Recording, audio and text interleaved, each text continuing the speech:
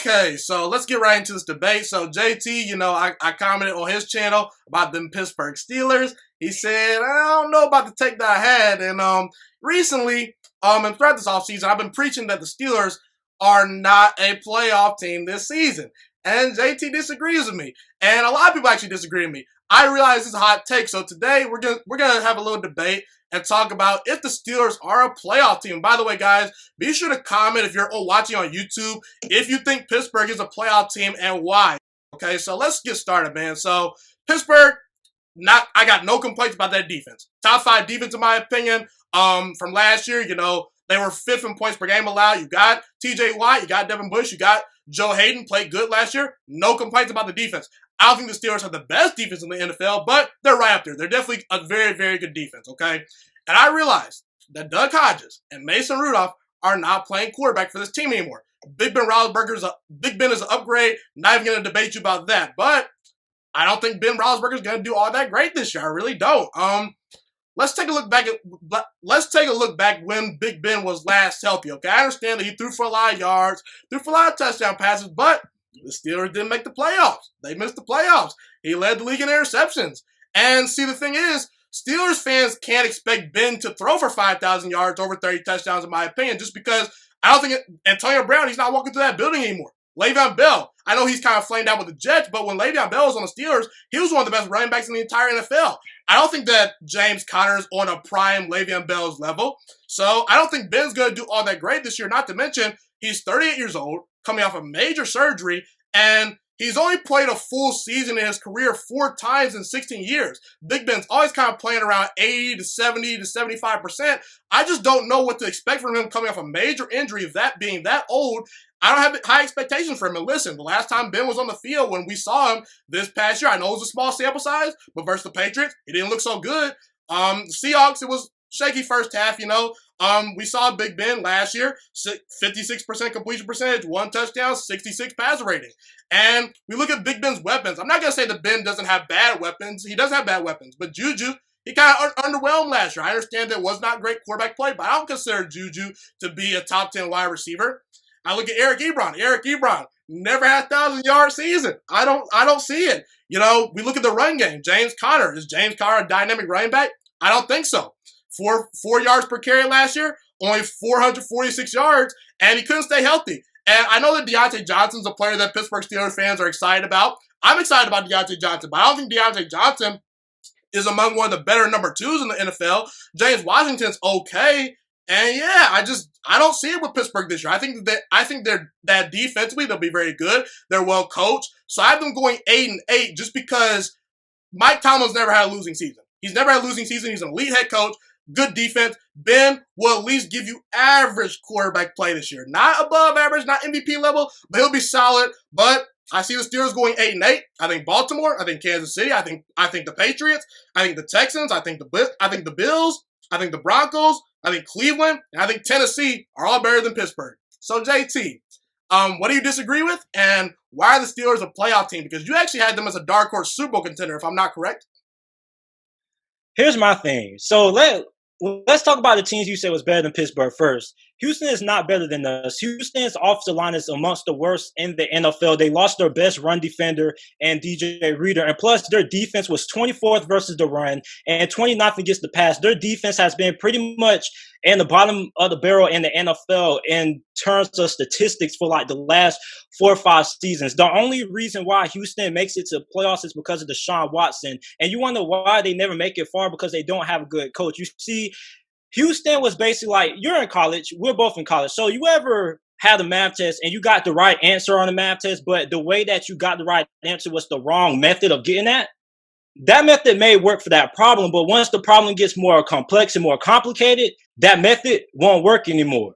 So with the Houston Texans, they played in the worst division in the NFL for like over the last 4 seasons. Now you got Tennessee, who's going to be competitive. You got Indianapolis, who's going to be competitive. And me, when I look at a team, I judge a team by how good your head coach is first, because at the end of the day, you only go as far as your head coach. Because I know a lot of people like to talk about who are the best quarterbacks in the NFL and things like that. But here's what people got to understand. When you talk about the best quarterbacks in the NFL, you got to talk about who their head coaches is. Who's the head coach for Patrick Mahomes? Andy Reid. Russell Wilson has Pete Carroll. Drew Brees has Sean Payton. Tom Brady had Bill Belichick. Carson Wentz has Doug Peterson. So when you talk about the elite quarterbacks in the NFL, they most of the time have an elite head coach, aside from some outliers, which is Deshaun Watson. But he's been carrying Houston in a pretty weak division. Now the division is good now. So when you look at Pittsburgh, Pittsburgh has no holes on the roster. We only have question marks. Like, can you name me one legitimate weakness? Like, it's just absolutely terrible that Pittsburgh needs to address. Well, I'll say this about Pittsburgh. I don't think they have very many weaknesses. But I don't think Pittsburgh is all that dynamic. When I look at even a team like Denver, I think Denver, man, I look at the weapons that Drew Lock has. That's some dynamic weapons. You know, Tennessee, they got a dynamic weapon in A.J. Brown. You know, Baltimore, Kansas City. I don't think Pittsburgh is dynamic enough. What do you say to that? And you can continue your point. But here's the thing.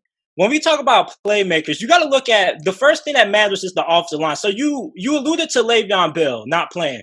So is it crazy how when Le'Veon Bell was injured in 2015, D'Angelo Williams led the NFL or was top 5 in the NFL in touchdowns? He had 11 touchdowns, 907 rushing yards in 2015 when Le'Veon Bell ended up suffering an ACL injury, was out for the season.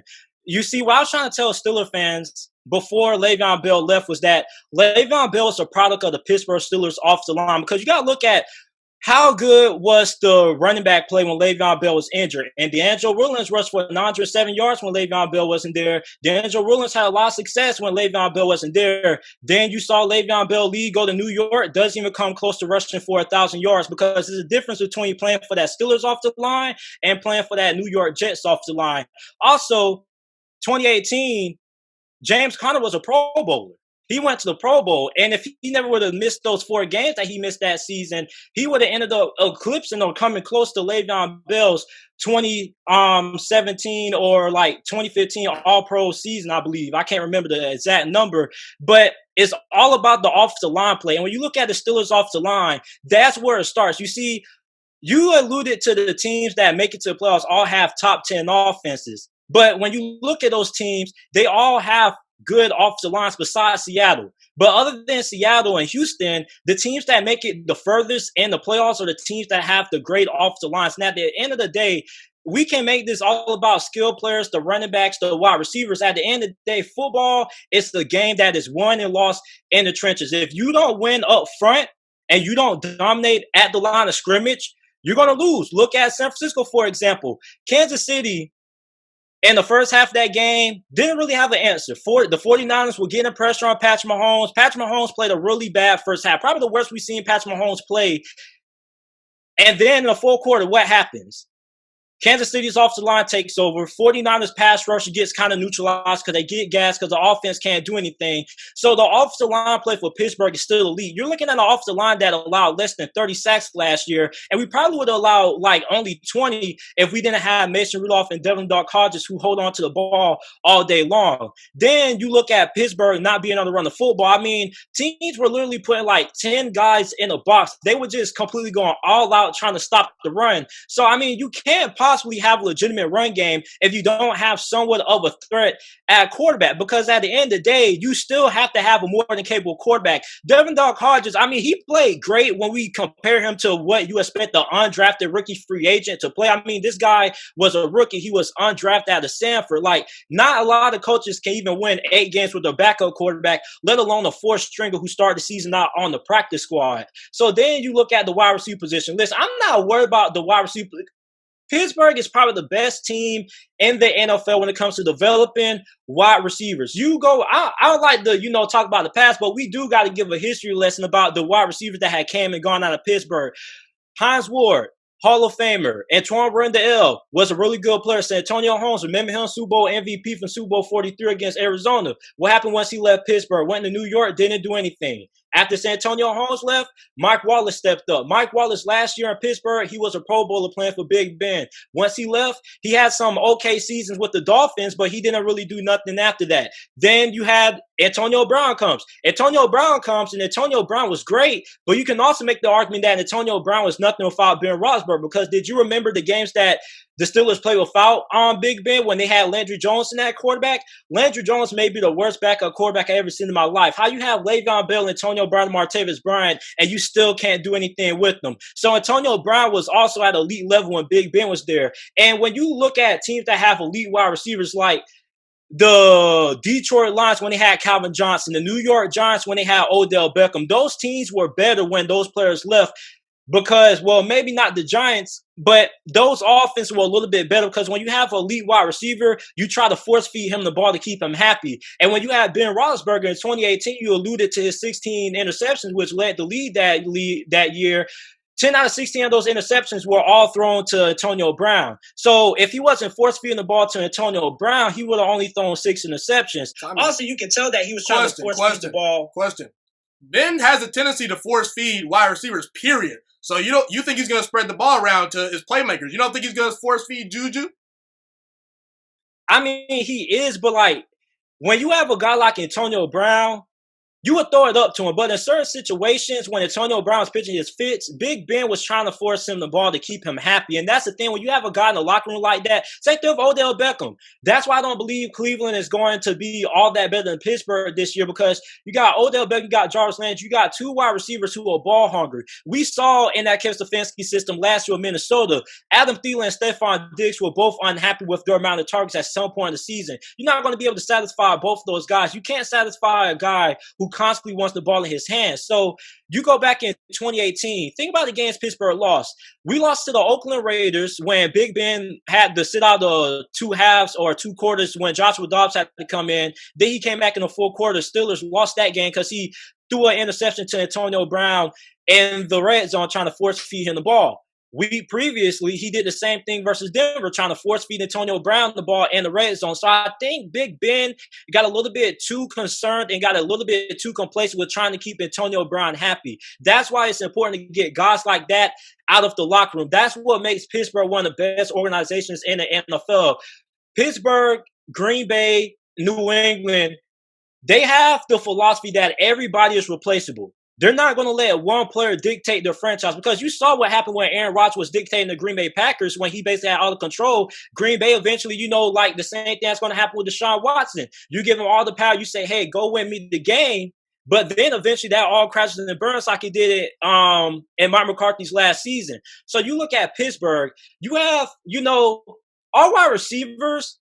I would like to think we have one of the best young wide receiving corps in the NFL, but you see a lot of people, and you may not see that because how are these wide receivers supposed to flourish when Mason Rudolph is inaccurate? I mean, he has a big arm. He can throw it. He can throw the whole entire football field, but can't hit anybody. Then you have Duck Hodges, who can only throw 30 yards. So, I mean, the wide receiver play got held back by the poor performance by the quarterbacks. Same thing with the Chicago Bears. Chicago Bears, I think they have a really solid group of wide receivers, but they got held back by Mitch Trubisky. So, I mean, I think that the Steelers have a lot of good playmakers. Like, the Steelers are really good at developing wide receivers. Juju is in a contract year. Juju not only is looking to bounce back, but he's looking to get big-time money. And if he balls out this year, he could end up getting paid like Amari Cooper. That's where the rumors are circulating. So, I mean, Pittsburgh, you're high on the Patriots. My question for you is, how can you be high on the Patriots when the Patriots have lost 6 of their best players on both sides of the football? They lost one of their best offensive linemen. On top of that, they have a quarterback who has just as many injury concerns as Ben Roethlisberger. Cam Newton is coming off of a shoulder injury. He's been banged up like the last 2-3 seasons. He's 30 years old. And we've seen mobile quarterbacks that get up to that level of age that start to have their bodies break down.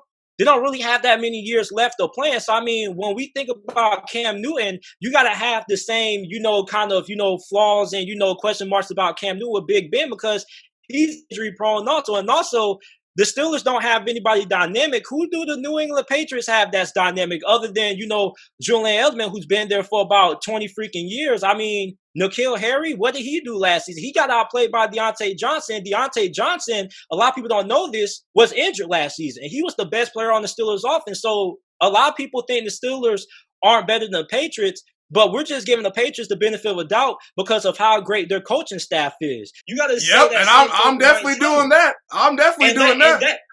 That's why I'm high on the Patriots also. But we also got to look at the fact that the Patriots don't have a lot of talent on offense neither. But you got to give the Steelers the benefit of the doubt also because of Mike Tomlin. Mike Tomlin was the best coach in the NFL last year.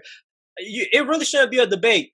It's not one coach in the NFL last season, not even one coach in NFL history that could win 8 games with an undrafted rookie free agent. It never has been done before. Like, it's not a lot of coaches that can even win 8 games with their starting quarterback fully healthy for the entire season. No, Mike Tomlin's an elite coach. I got no questions about Mike Tomlin. That's why I gave y'all the 8-8 record, because I said I'm going to respect Mike Tomlin. Here's the thing. When you have an elite head coach being 8-8 isn't good enough. When you have a lead coach, most of the time they should always be considered a playoff contender based on how good of a coach they are. Now, I know Mike Tomlin has had some criticism. I've been heavily critical of Mike Tomlin over the years. But last year he proved me wrong, because my thing about Mike Tomlin is that Pittsburgh, when it comes to the big moments against New England, he can't get it done. And when you look at what he did last year, he blew me away. Because I was really under the impression that Pittsburgh should move on from Mike Tomlin. Nothing against Mike Tomlin not being a good coach prior to the start of the season. It's just that sometimes coaches run their, course throughout teams. He's been for Pittsburgh. Sometimes you just need a change. Sometimes you just need a change. And Andy Reid, he's a great coach, but he had a long drought before he made it back to the playoffs. So, I mean, you look at Mike Tomlin, I think it's kind of disrespectful to say, just because of how good of a coach Mike Tomlin is, 8-8. Like, I think you have to say at least 10-6. Like, that's my expectations. Now, I'm not coming on here saying that the Steelers are going to win the Super Bowl. I'm not saying we're going to win the division. I understand that it's Baltimore's time right now. Like, I'm not naive to understand when it's a team's time to step up. It's Baltimore's time. They have the best roster. They have a great coaching staff. All I'm saying is that can the Steelers just get a tad bit of respect? Like, I know we have the Steelers have a complete roster. Like, let's go position by position. Quarterback, we already know Big Ben isn't a question mark there. Off the line, still top 10. He's a question mark to me, but go ahead. It's not a noticeable weakness like a team of Cleveland. They have a big gaping hole like linebacker. They just lost their starting linebacker, Michael Wilson, who was their best linebacker. We don't know when he's going to return. They lost Grant Delpit, so they have concerns at safety and they have concerns at linebacker. The Steelers don't have really any concerns. We only have, how good is Big Ben going to perform, but we just need Big Ben to be average, because you don't need to have a great quarterback to win a Super Bowl. Like, look at Peyton Manning. Peyton Manning won his second Super Bowl at his worst in 2015. So, I mean, the Steelers can at least be 10-6. Now, I know a lot of people are high on the Browns, but I was high on the Browns last year, but coaching actually matters. And when you look at the preparation time that Cleveland has to work with this season, it's easy to say Cleveland's going to be better from a talent standpoint, but you got to stop looking at talent. We got to start looking at these teams based on, the situation. And the realistic possibility is that Cleveland may start out the season really slow. They could start out 1-4, because you got to look, new head coach, new coaching staff. They're trying to implement a new system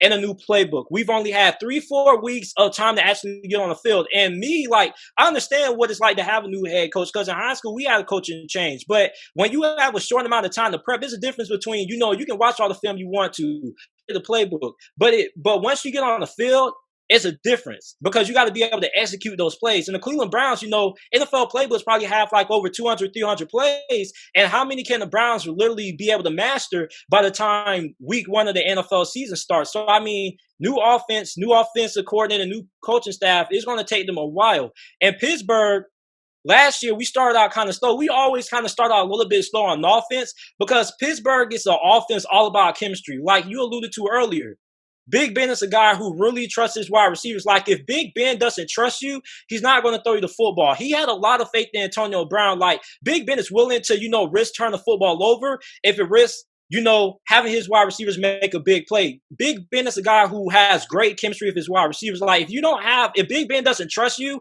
and you drop like 3-4 passes, you're out. Like, look at James Washington's rookie season. James Washington didn't develop until Big Ben left, because Big Ben didn't trust him. He couldn't throw the football up to him, and James Washington was dropping passes, couldn't get it done. And you look at that game versus New England, it was a lot of drop passes. The Steelers' offense was really rusty. So, I mean, the Steelers is the offense that, it looks good, but it's all about chemistry. It's all about camaraderie. And I think when you look at the Steelers this year, Mike Tomlin is going to get the Steelers back to the playoffs. Like, I'm not saying the Steelers are going to make it to the playoffs because of, how great of a team they are. I'm saying the Steelers are going to at least be 10-6 because of how great of a coach Mike Tomlin is, and because of how great of a team we have. And we don't really have any significant weaknesses. We only have, little itty bit itty bitty concerns like Big Ben and all how he's going to perform, but he can't do no worse than Devin Hodges. Like our best offensive player before I stop talking was Chris Boswell. He was our kicker. That's the only weapon we had. Like I swear we got to the red zone. You had to pray that the Steelers were able to score once we got to the red zone. Even then, most of the time, the only reason we got to the red zone was because our defense created a turnover. So imagine how good we can be this year now that we actually have Big Ben, who can actually be better than what we had last year. So, I mean, I'm not coming out here being unrealistic. I think I'm being pretty fair when I say the Steelers can go at least 10-6 this year. And I know a lot of people, you're not the only one who's being heavily critical. I've had to watch Colin, at least I get to come out here and defend the Steelers. Meanwhile, you got Colin Coward out here giving out bad takes and things like that, talking about the Steelers off the line is old and things like that. At least with you have fair and you have reasonable points. I have some, thoughts about Big Ben. How good is he going to be at 30 years old? But at the end of the day, he is a future Hall of Famer for a reason. The reason why he's a future Hall of Famer is because he's resilient. I know a lot of people like to say Big Ben is only as good as the time he has around him, but you got to look at what has happened with the players that have left. Everybody that's left Pittsburgh hasn't done anything. Big Ben is a Hall of Famer for a reason. I think it's disrespectful to talk down on somebody and say that they would carry by talent. It's a lot of great players who have a lot of good players around them that may not be Hall of Famers. Matt Ryan, Kirk Cousins. At the end of the day, being a Hall of Famer is more than, how you produce on the field. It's about your mindset. And Big Ben, nobody can knock this. He's one of the more resilient players in the NFL. And I don't think he's going to end up having this season be a complete disaster when he's just not serviceable at all. So I think pretty reasonable is 10-6. Got it. Well, we shall see if Pittsburgh makes the playoffs. JT says yes. Me, Jamal McKinney, a.k.a. Juice, I say no. But I digress, and we shall see what happens. Thank you so much for watching this video today. Please also note that the Juice Alert Sports Podcast is not just a YouTube channel. It is available on all podcasting platforms, including Spotify, Google Podcasts, iTunes, and Apple Podcasts. Also, if you enjoyed this video, be sure to like, comment, subscribe, and share this content with all your friends. This podcast is my favorite thing in the entire world right now. It is my passion. And I want more people to listen to this podcast. I really want this podcast to grow. Also, a fun fact about me is that I want to go into the sports broadcasting and media world once I graduate from the University of Toledo, a college in Northern Ohio. I am looking to become one of the next great sports broadcasters and analysts out in the world. And I potentially would like to start my own network if this podcast really truly grows. Or if I fall short of that goal, I would love to work for a big-time network like ESPN or Fox Sports 1. I am open to all networks. So if you believe in my dreams and you see or hear my passion through the screen, be sure to tell all your friends about the Juice Alert Sports Podcast. Stay motivated, you guys. Have a God-blessed day, and I'm out.